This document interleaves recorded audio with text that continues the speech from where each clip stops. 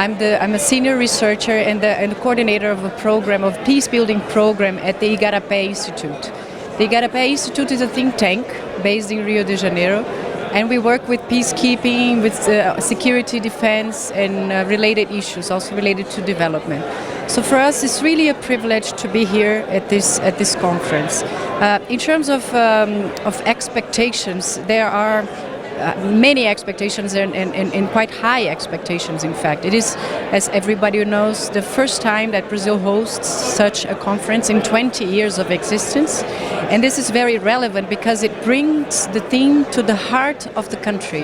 It brings the thing to Brasilia, it brings it to where the decision makers are. So it is important in terms of awareness so that more Brazilians of all levels, so senior levels or junior levels, to talk about the role that Brazil has or had in the past and can have in the future on peacekeeping. Nowadays, as we all know, we have a battalion in Haiti, but the mission is ending soon, so there are discussions where this battalion would go and how to train, how to prepare for future missions, for future participation. So although there are expectations in the global level, I think it is also important to think about Brazil and to take this as an opportunity to perhaps reframe our participation, or to perhaps push the current foreign policy on these issues a little bit forward, and to see where this battalion currently in MINUSTAH can be redeployed. Perhaps in Lebanon, we are still unsure about how Brazil will behave in 2 years in a time frame, for example. So I think this type of debate helps Brazilians to understand, both from the armed forces and the Ministry of Defense, but especially the Ministry of Foreign Affairs and also civil society, which I represent, to think about these discussions and to reflect about them, to see how we can overcome the crisis and to remain important in peacekeeping.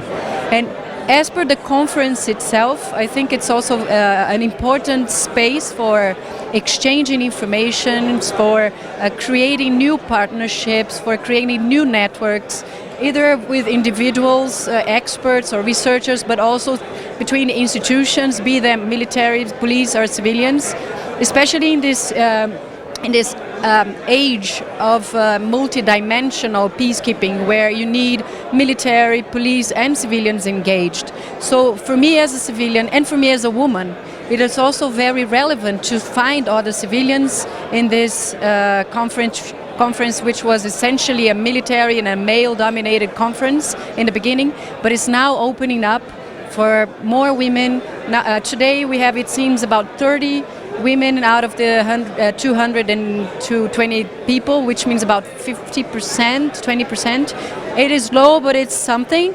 I don't think we should aim to 50%, but it is something to have women involved, to have more civilians involved.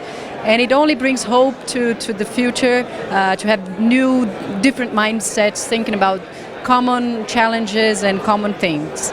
So I think it's there are many hopes and high expectations on future partnerships on this theme.